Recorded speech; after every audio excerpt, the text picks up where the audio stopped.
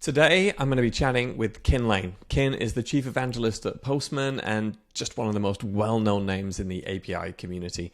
We're going to be talking about AI and the intersection with APIs, which I think is top of mind for everybody who works in the API space right now with tools like ChatGPT and this explosion of interest in LLMs and all the stuff we can do with it. It's a really interesting chat. We get into a lot of sort of interesting topics, and I'd be keen to get your feedback and input in the comments. So please, if you agree or disagree, let us know what you think. I think this could be an interesting discussion that carries on after the call. If you aren't familiar with Zuplo, Zuplo is API management that you'd actually want to use. It's edge-based, so we deploy you to over 200 data centers around the world in under 20 seconds. It's programmable. It's based on GitOps, so it fits into your developer workflow very easily. And it's just really fun to use. So it's great if you're looking for an alternative to the traditional API management vendors. Or if you're a smaller business or a startup even that's looking to launch an API and wants a Stripe quality experience out of the box, then that's crazy easy with Zuplo. And we have people at both ends of the spectrum, large businesses using us and small ones using us for that like rapid deployment time with a great experience for their developers. Give us a try, sign up for free at zuplo.com.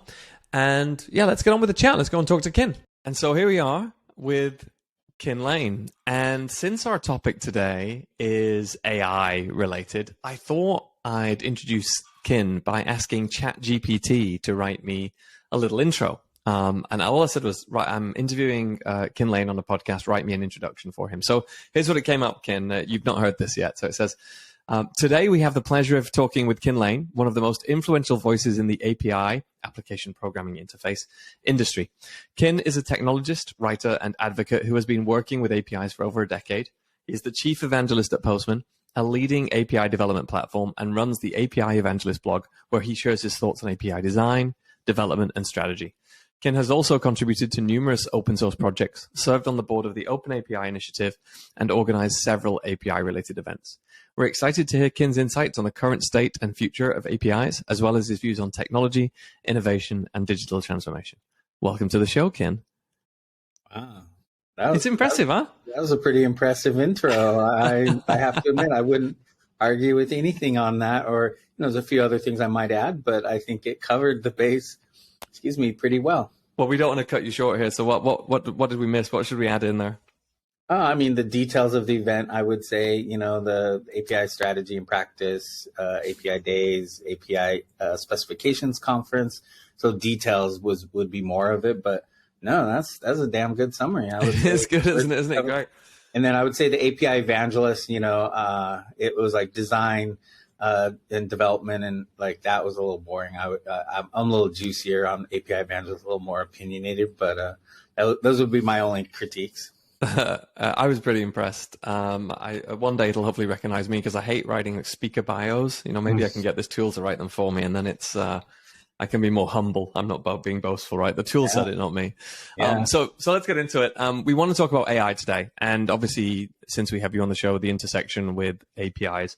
You did a great post recently, actually, which I think is a really good primer for anybody who's kind of interested in AI, getting to grips with it, particularly if they work in the API space. And I'll include a link in the show notes underneath to that post. And so I want to talk to you about a few things you bring up in that. But initially, let's just start and get sort of your vector, your temperature on AI. And you open the article by, I'm going to paraphrase slightly here, by essentially saying you're not as excited by AI as some of your colleagues, or as, the bubble you live in, I'm guessing. Tell us more, like, what's your temperature on AI? I mean, yeah, I'm not overly excited about it, but I'm kind of jaded and not overly excited about technology in general right now. I'm much more pragmatic, and technology's got to really be valuable, make my life easier as a human being before I get too excited about it. But AI, for me, I've ridden several waves as API evangelist. So if you remember when like Wolfram Alpha first came out, there was a lot of similar rhetoric, similar to right now. It blew over pretty quickly. Algorithmia came out and a couple others around it. There was a big ML push.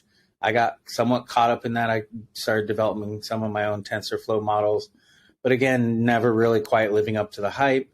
And then I've also done with my wife research into AI and compute, history of compute, and gone all the way back to the 40s and 50s and done a lot of reading on cybernetics and early compute, Norbert Weiner, early stuff. And, you know, when you start reading through a lot of that, like there was a conference in, when was it, like 1950, March 1950, that was Margaret Mead, Norbert Weiner, a bunch of people like coming together to, we got to slow down this AI, they call it AI, they called it cybernetics, but this AI neural network stuff, we got to slow it down because it's moving a little too fast for humanity, you know, and you kind of hear echoes of that right now with like, you know, and so that happens pretty much every decade since 1950, the 60s, the 70s, the 80s, the 90s. And while I agree, there's actually some really interesting movements now that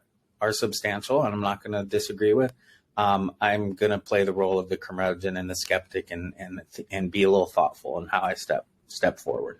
I love that. I think it's very sort of calming voice, which is quite nice. As you know, startups all over the world are thinking, "Oh wow, am I just going to get replaced?" We'll probably get into that a little bit. You know, one of the reasons this became super interesting is, you know, we've chatted a few times in the past about OpenAPI. Our gateway just went OpenAPI native, and when I think about AI, you know, the way it's going to ingest knowledge is almost certainly in a large way through APIs. The more structured, meaningful knowledge, it can crawl the web and so on. And just recently, ChatGPT, who's kind of the front runner of this new wave, I guess, announced that they would be supporting plugins, and to do so, they would use the OpenAPI specification. Yeah, did you hear about this? What was your, like? How would you summarize like what they announced and what was cool about it? I mean, that's one of the areas that definitely caught my attention. I would say the second, I don't know, the most significant, but I would say second on my list of priorities, which I'll dive into a little bit of detail. But the fact that you're using OpenAPI as kind of they have a manifest, and OpenAPI is like part of that manifest or reference. Yeah. And so, as far as that tapping into knowledge, and being the kind of scaffolding that you plug in knowledge into this general, artificial intelligence kind of model, I find very significant and reflects, you know, why I do APIs. And I think a note in their documentation that I think is really telling is they're like, hey, keep your open APIs short and sweet, you know, like two paths, you know, maybe like do one, you know, kind of classic Unix, you know, methodology, do one thing and do it very well. Have a well-defined open API that represents a digital resource or capability that is meaningful to whatever knowledge you're trying to deliver. I think that's API 101 for me. Like that's how you, I mean, I say this jokingly, but also seriously, it's how you reduce everything to a transaction so it can be exchanged. You know, it's like, here's my little bit of knowledge, let's exchange. So that's huge. That's profound. But the other kind of meta dimension of that is ChatGPT is also very good at creating open APIs and defining open APIs and managing them. So I actually think that combination that is actually one of the more profound forward impact. I kind of wait to see how it unfolds, but I think it's going to be powerful. Well, so in a second, I want to talk to you about what folks can, how they can use AI today and use tools like ChatGPT in developing APIs. And I think this open API generation is an interesting thing to talk about. But just before we go, though, when we think about the open API plugins, one thing that sort of blew my mind was that you didn't, you know, you just give it this open API document. And because it's a language model, I assume, I don't have a lot of expertise in how these LLMs work, pretty surface level. But it would have enough information if you've got a bit of text in there and to look at the structure to kind of work out what your API does, which, you know, as somebody who's worked in integration for a long time, and solving those problems, like that kind of blew my mind that it was so simple to explain to a machine using this simple document format. And it was going to be able to sort of make sense of that, and use it like I would honestly think a developer would be required to do that work, to sort of do that mapping and conversation. You know, this is how to book an endpoint. This is what a flight is and so on, but it seems to just know. Yeah, I mean, it's what I've seen in the potential of the open API since the early Swagger days is, and trying to convey to people. I mean, most people see it as a documentation for it. So I'm Yeah. documenting this to give you an interactive documentation, but it's much more than that. It's how you describe that digital unit of value that you're trying to articulate and share with many people in a self-service, machine-readable way. And so it's powerful when, like you said, you define a flight, you can define a book, you can define a message, an image. Yeah. Like it's anything you want to reduce to a kind of something, this unit of value.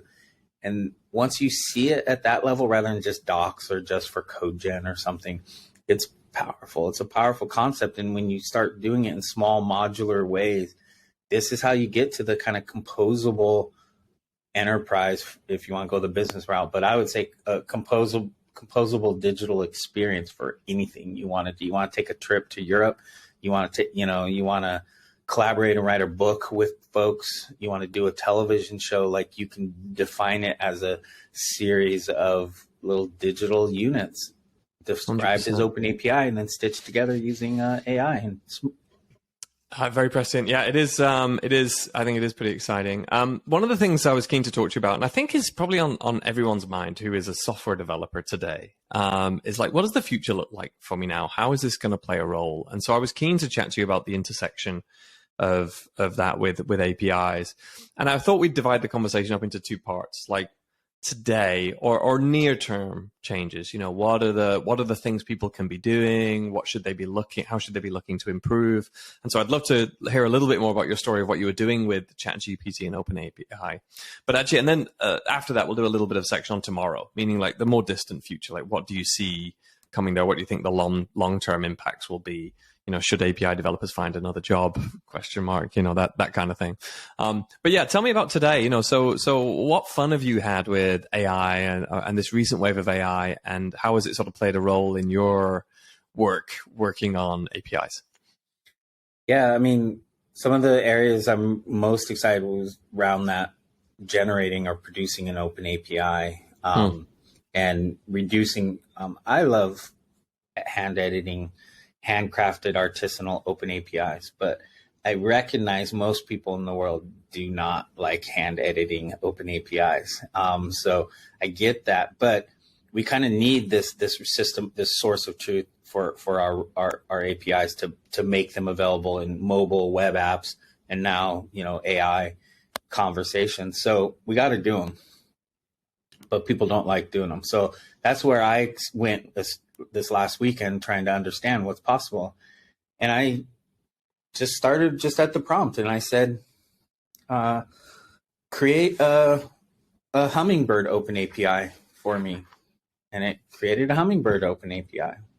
Is Hummingbird a company or like an actual hummingbird? Like I had just seen a hummingbird out the window, and I picked that word out of the air, and I said, create a Hummingbird API for me. And so, I mean, it was just a get and a post, and it was like a name and a description and type of hummingbird. And I think it had color, you know, the color of the hummingbird. So it was like a hummingbird tracking API if you want to track hummingbirds out your window. That's cool. And I just love that it would create an open API for me like that out of thin air. That was amazing. But then I was like, well, I need a little more structure to that. So I said, I create an open API for the schema.org books object. So giving me a little bit more structure, a little bit more. And so it created a book, get and a post. And it's interesting that it doesn't create very complex open APIs, kind of following its own documentation. So there's never more than one or two paths or operations. And then, so that was pretty interesting. And then I said, well, let me pick a little more harder. Can you create the ISO 2022 banking payment method standard, which is like an ISO standard? And it created an open API using the industry standard for me. So those three ways, I had one just out of thin air, one from a schema.org, one from an official industry standard. In all three cases, I had an open API 3.0 in front of me, not a 3.1, which bothers me a little bit, but maybe we'll keep T4, we'll get that. But then I started going, well, how can I improve on this? Hey, can you add a query parameter for me? Hmm. Can you add an operation ID? Oh, can you add an example to the schema for each of those open APIs?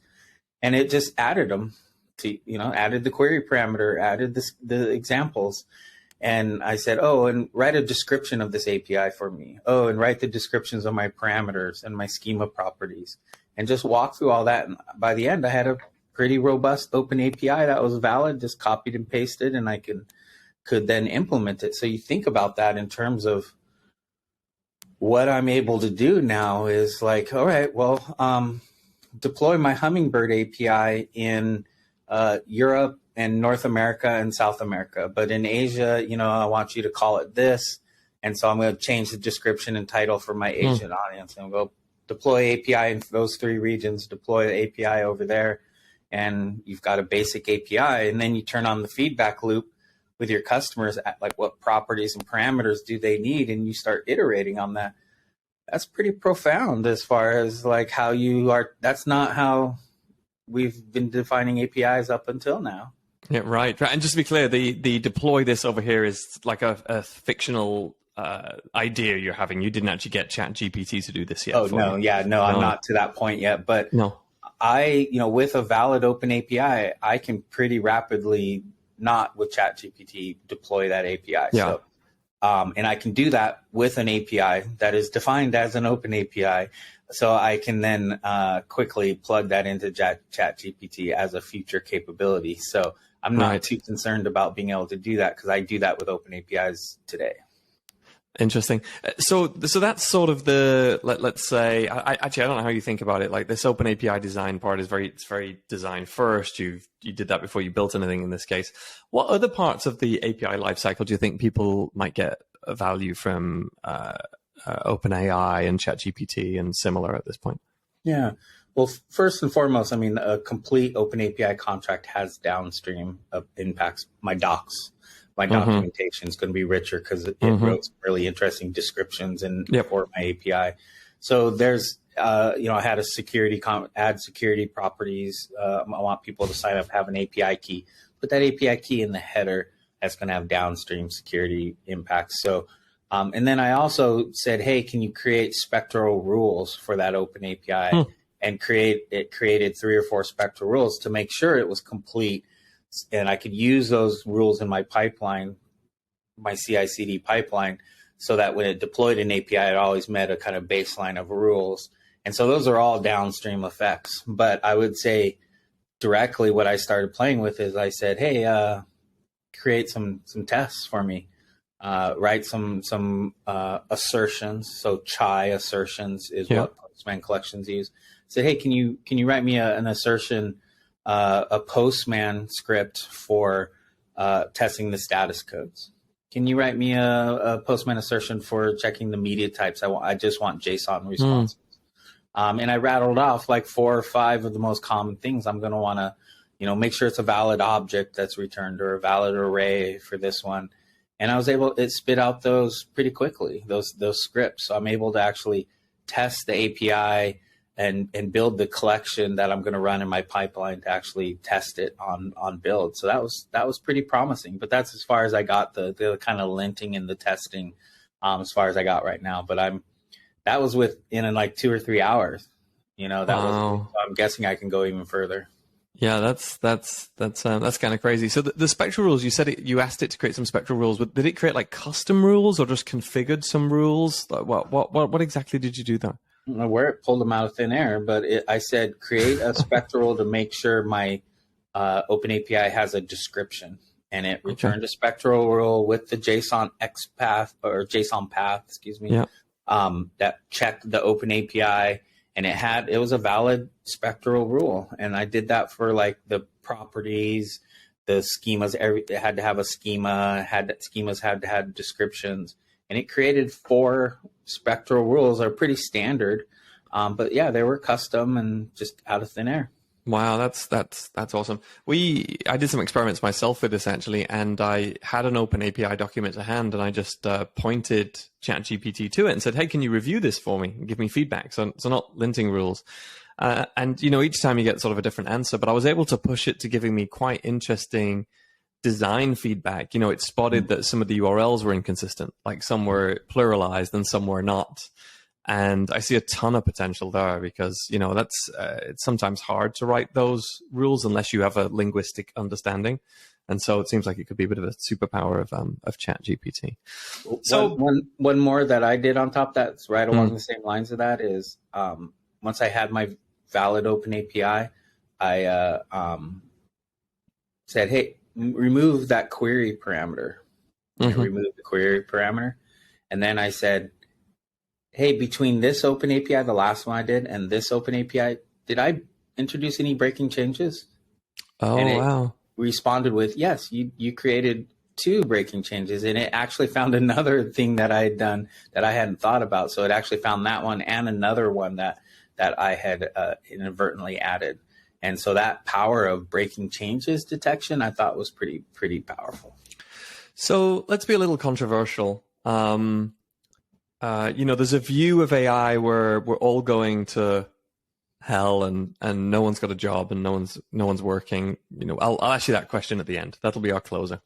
But just listening to the conversation we had now, I can imagine 2 companies that might have a sort of visceral reaction to what we just talked about. Like one being Stoplight, which is an open API design tool.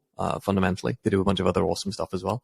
And then UseOptic, if you're familiar with Aidan Cunniff's work that does the breaking changes analysis.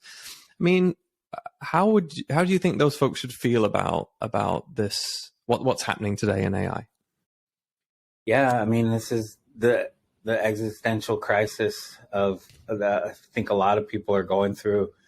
I'm less worried about it because I have a strong understanding of my creative potential, what I'm able to do that's unique and different, my understanding. So I'm pretty solid with that. I don't know if I have a job, but I have things to contribute. But I think really where the existential crisis comes in, and sticking with your controversial, is I don't know if you've ever read Bullshit Jobs. Hope you don't mind. I just cussed. You can. No, it's fine. It's fine. We'll decide later. It's fine. By David Graeber, but it's like, certain percentage of jobs are just BS. It's just basically what it comes down to. These tasks, these companies, these things just should not exist. And I'm in that camp. Like, if you're afraid your job is going to go away, probably should. I'm sorry. Like I'm going to be a jerk like that. So like, I just not convinced, like everything, what all of us are building startup wise, tech wise, app wise, integration wise, needs to exist. And I think we delude ourselves into thinking the value we deliver on a daily basis is at a level higher than it really is. And if you're worried, I would be worried. Interesting. Okay. Well, that's a good controversial take. I love it. So now we've started that, I think that probably answers some of your long-term things for developers. But how do you think we should be thinking about this as a development community, particularly for the API folks? And what do you think we'll be seeing in the future? And what do you think people can do to put themselves in the best position, future-proof themselves to be valuable and effective and so on as we see this thing roll out? Yeah, I mean, I feel like it's kind of why I wrote this last piece last weekend, to kind of get my bearings and understand, is to ground myself. Because I really feel like there's a lot of madness that lies ahead if you're not grounded in this conversation. Because just watching the news cycle, watching my team and what they all brought to the table when I said, hey, I want all your ideas, they're all over the place, crazy levels of scope. I found kind of comfort in what we just talked about, is like, what's that next step of things that I need to augment what's already in motion with AI, not reinvent my entire business with AI and like, like I'm not going crazy with it. So I found I needed grounding. I need to understand AI, the kind of spectrum, high, low scope, and then find ways that I can incrementally augment humans in my realm in some ways that make their life easier. I'm not going to replace people or replace businesses or get really crazy with it. And so I really feel like there's a lot of potential, incremental potential for AI in our business and personal worlds.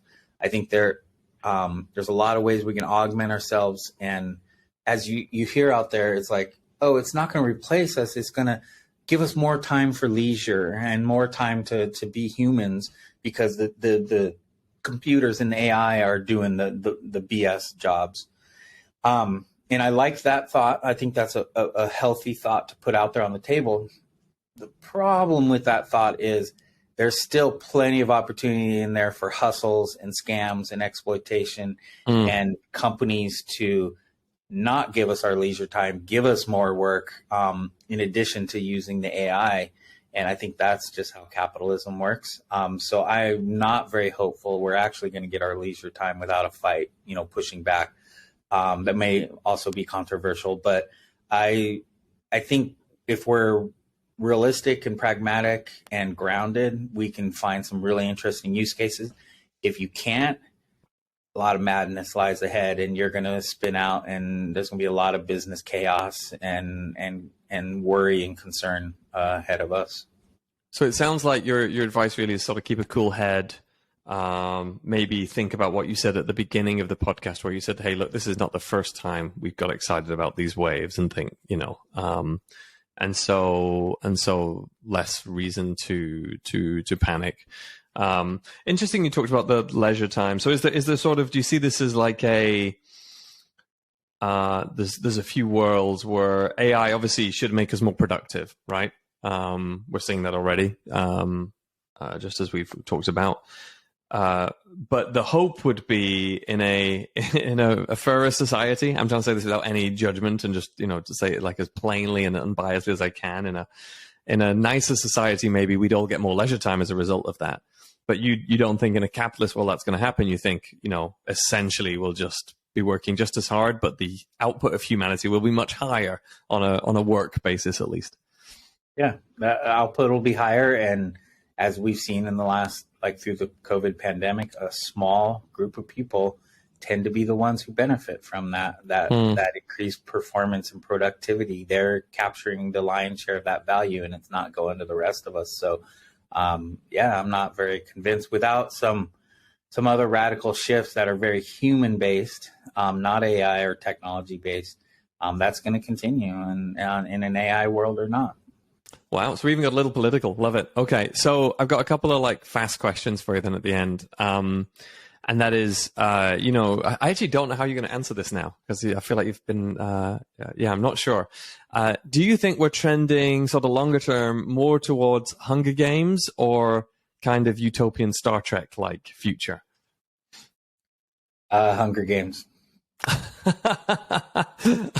I'm wondering whether I want to ask to elaborate on it. It's just probably more mysterious to just leave it at that.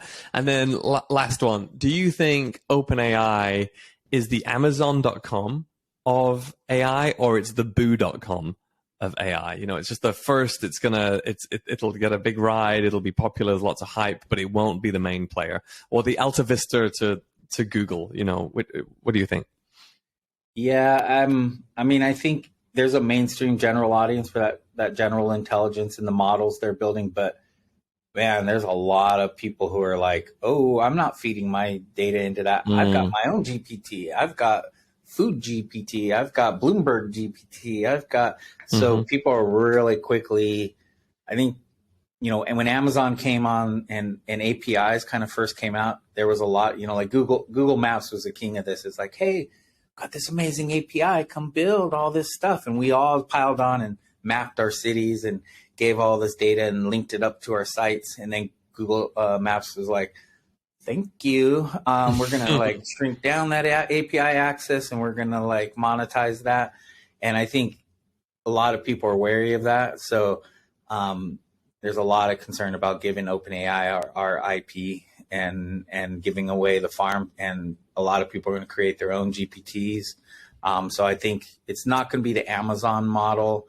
I think it's going to be a next generation. I don't think there's a real good, I'll have to think about what the good model analogy would be, but I think it's going to be a much more chaotic. I don't know. I guess the automobile industry might be a good analogy. Like in the early, 1880s to 1910s, there was a whole bunch of different automobile companies, and then it all consolidated down.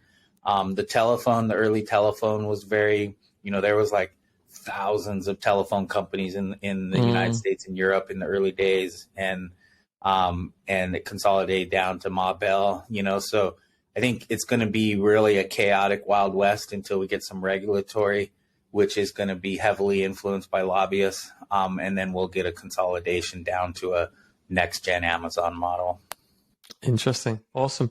Well, we've had a lot of sort of interesting points talked about here. So folks should mention in the comments anything they agree with, disagree with, or want to add to the conversation. But thanks for joining me today, Kin. It's been fun as always. Really appreciate you taking the time. And and thanks. Thank you. Great conversation.